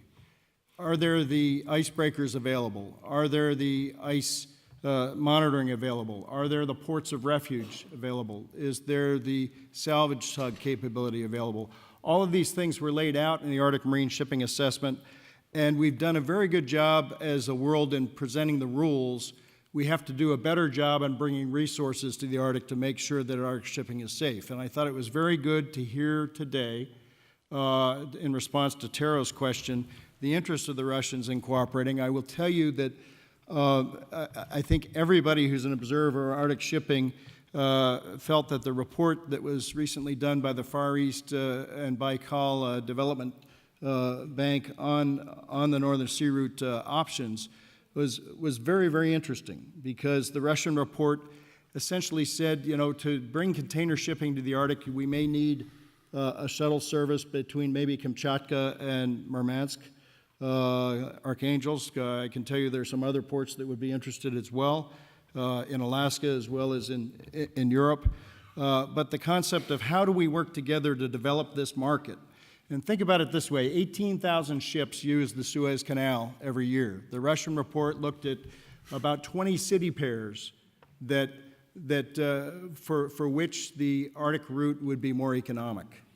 And it's my guess that if we were to cooperate and we did find a way to pay for Taro's icebreakers and the American icebreakers and the Finnish the Swedish icebreakers and the Russian icebreakers, that even just 5% of that market would cover the costs of having a safe, secure, reliable Arctic Ocean. So that is one of the premises in our report. The second premise that we're testing is whether or not it makes sense to have a League of Arctic Ports. And the idea of a League of Arctic Ports is one where, while ports sometimes compete with each other, the fact is that they all need to speak together to promote this seaway in an appropriate forum. And there seems to be fairly strong interest on that. Paul Foose, who will be speaking tomorrow, is our co-chair on this and is working on this concept. And we're glad to see the Russian community has come together with a League of Ports in Russia. I can tell you that having been Lieutenant Governor of Alaska, we have a number of magnificent ports all looking at serving Arctic shipping in the same way that airports serve Arctic aviation. Port Clarence had a council meeting last week where the state of Alaska is mandated by federal law to develop a plan there. Nome is working. You heard Anthony talk about Barrow. You'll probably hear Paul talk about the Aleutian ports. And we stand ready on the United States side to help serve this shipping as it goes forward. The third proposition that we are looking at is new financing mechanisms for Arctic infrastructure. And I think what's very important is when you see the Silk Road, Silk Belt concept on the Chinese side and seeing that being used as justification for the investment that the senator spoke about, when you see the insurance industry pushing and working very well with the Arctic Council to create this best practices forum within PAIM, which met just recently in London, to say where can the maritime insurance industry insist on better oil spill response capability, salvage tug capability, escort capability, that there are ways to bring new money to financing infrastructure in the North. I think it's actually something that we need to think about with the U.S. Congress as we look at paying for icebreakers. Right now, icebreakers do not charge a tariff if they provide support for commerce. And as somebody who pays taxes when I bring something in or out of an American port, I guess I understand that we do that through our port taxes. But if our ships are going to be helping assist Chinese commerce sell goods to France, I think we need to be part of a tariff system, and that's part of what the Seaway is all about. And also, it would induce a new financing mechanism.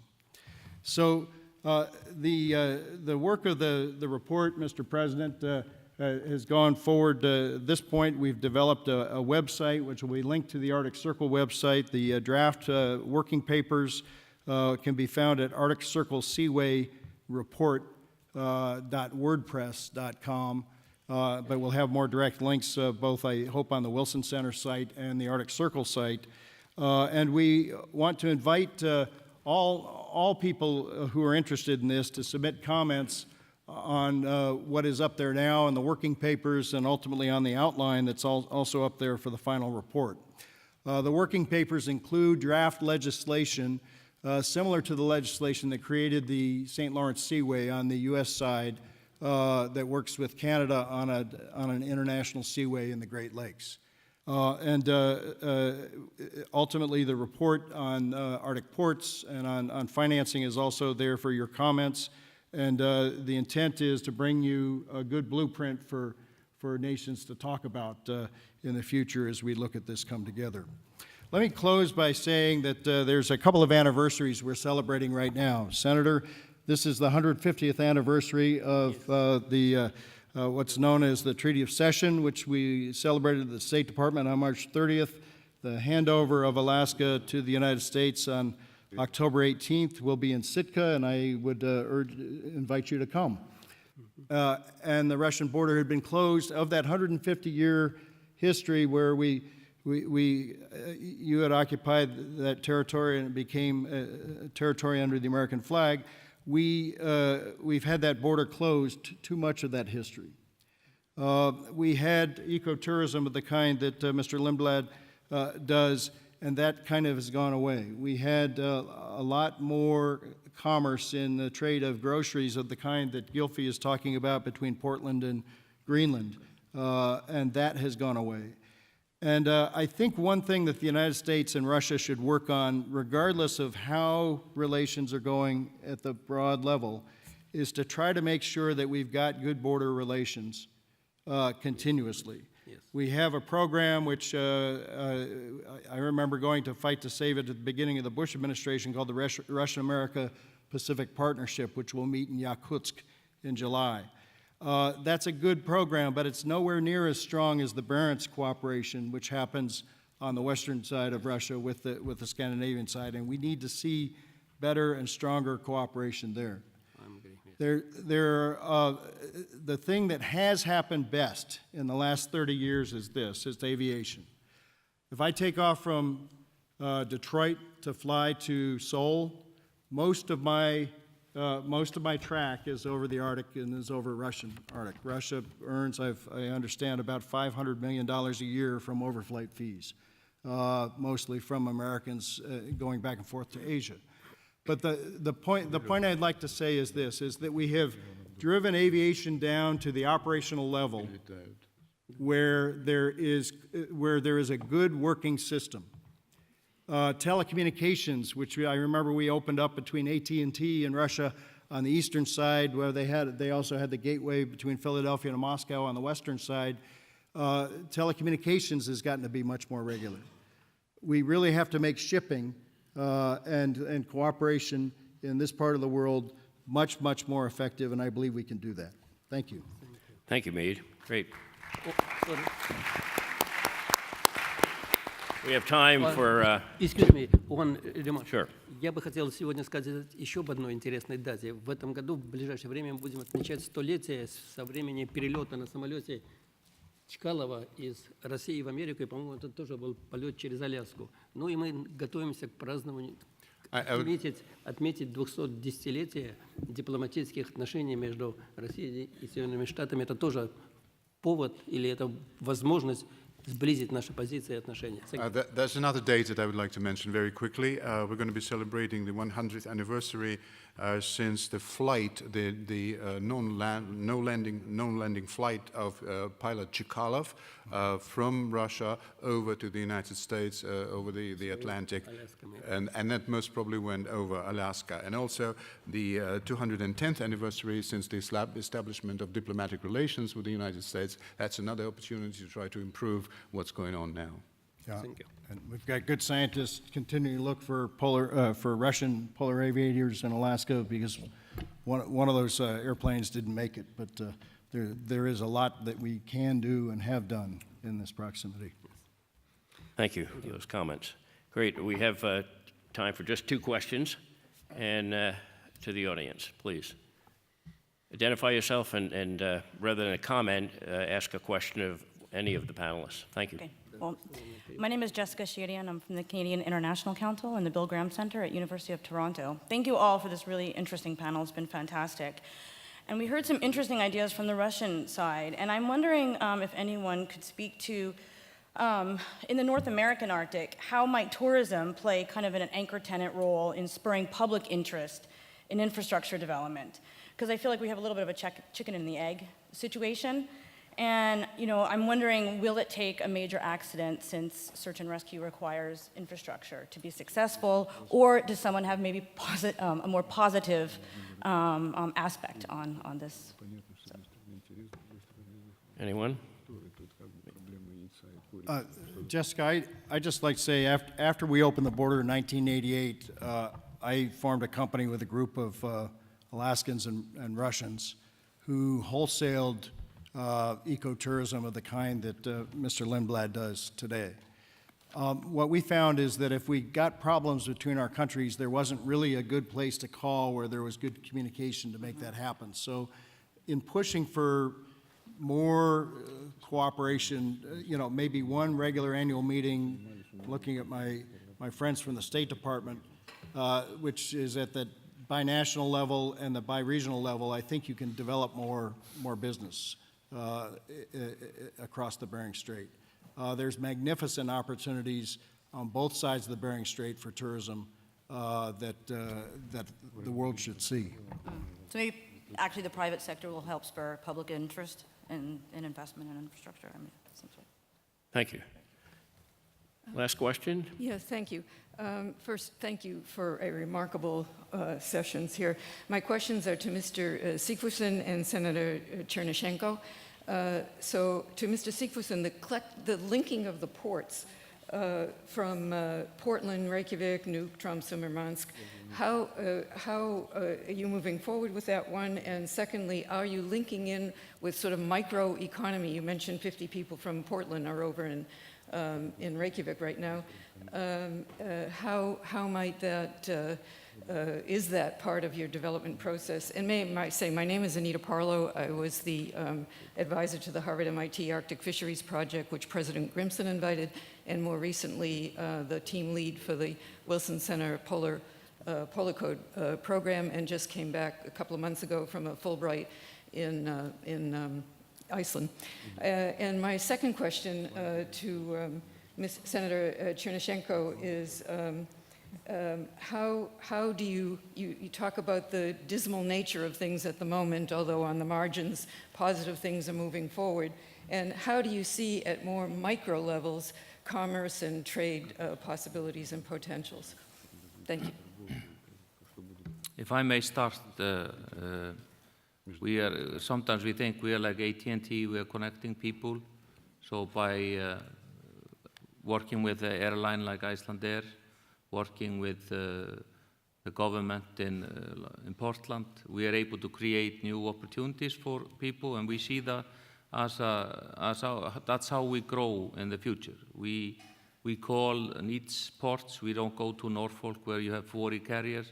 We go to locations in the North Atlantic where we can actually make a difference. And we can see, like in Portland, we have a very similar culture in many ways. So that's the same in Murmansk. It's not the population we're going for. We are going for places that others are not eager to serve. And in that way, we can create new business, etc. Senator, last word here. Ну, вопрос достаточно сложный. Во-первых, мы все-таки еще есть небольшая надежда, что последние рестрикции, последние санкции, которые сейчас рассматриваются на Капитолии, они все-таки будут в определенной мере скорректированы. Хотя, как я знаю, вчера или сегодня были объявлены новые санкции в отношении физических лиц и отдельных наших предприятий. У нас товарооборот между Россией и Соединенными Штатами Америки небольшой. Мы где-то, если мне мои помощники, около 20 миллиардов долларов. Но мы же говорим сегодня не о товарообороте, не о торговле. Мы говорим сегодня о крупных инвестициях, в которых заинтересован и российский, и американский бизнес-представителей. Здесь, конечно, я думаю, и мы, конечно, рассчитывали и хотели бы получить инвестиции из Соединенных Штатов Америки. Но я говорю, приходят другие инвесторы. Конечно, нам бы хотелось бы работать с передовыми технологиями, которые есть в Америке. Я не до конца уловил суть вопроса, как санкции влияют на торговлю в целом. Ну да, товарооборот у нас потихоньку уменьшается, хотя в целом он оставляет желать много лучшего. Но мы надеемся, что очень важно сотрудничество по крупным проектам. Мы сотрудничаем в космосе. Почему-то эти санкции сегодня как-то ушли в другую сторону. То есть у нас есть точки сотрудничества. Арктика – это точка сотрудничества. Мы очень рады, что здесь у нас идет пока конструктивный диалог. Но все остальное пробуксовывает сильно. That was a fairly complicated question, so let me try. There's still hope, and we're preserving hope. There's going to be a summit meeting between our leaders. But hopefully the Capitol Hill will review the sanctions and maybe mitigate something there. But unfortunately, I've heard today that they've introduced new sanctions against physical entities and some companies in Russia just yesterday and today.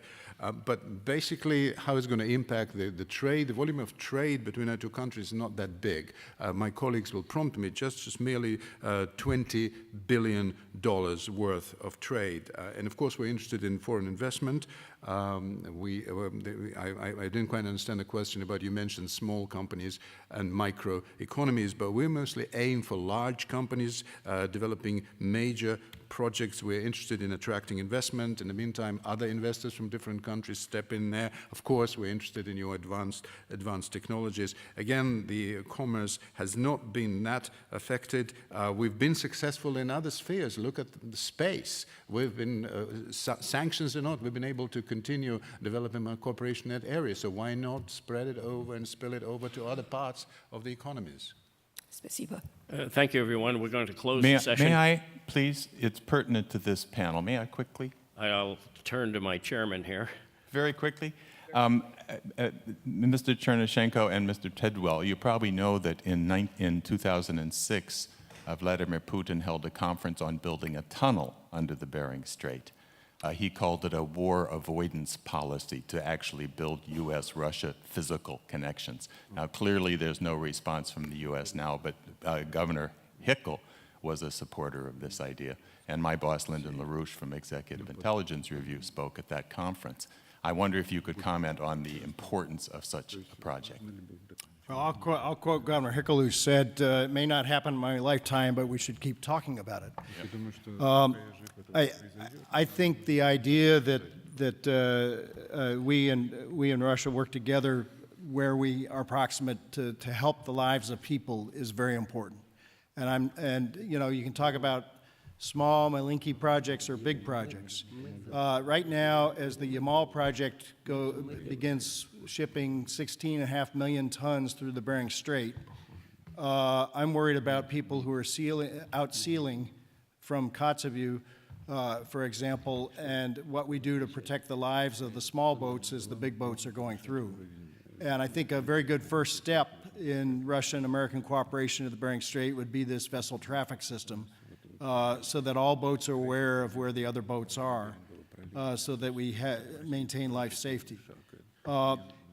As that gas goes by, I've heard from the governor of Chukotka, as well as residents in Western Alaska, that it would be nice to get cheap energy dropped off to the Bering Strait region, and there may be opportunities to do that. There is a project pending right now to build a rail extension between the lower 48 and Alaska, and the Russians have now brought their railroad to the Lena River. So once you cross the Lena, you have only the Kolyma before you could get to the strait. I think that will happen in this century. So there are opportunities, and as Governor Hickel said, it may not happen in our lifetime, but let's keep talking about it. And the fact is that we are advancing in this area, and there are specific things we can do today very simply. Please thank our panelists and our skilled translator. Thank you. Let me reiterate Lawson's note to our translator, Yuri Menes. Yuri, thank you so much for assisting us. I want to take yes, please, thank you. With your indulgence, I'd like to take a 10-minute coffee break, and then I will do my very best to come back on schedule. And we have a keynote that will begin in 10 minutes with Ambassador Kirsty Kauppi. Thank you very much. 10 minutes.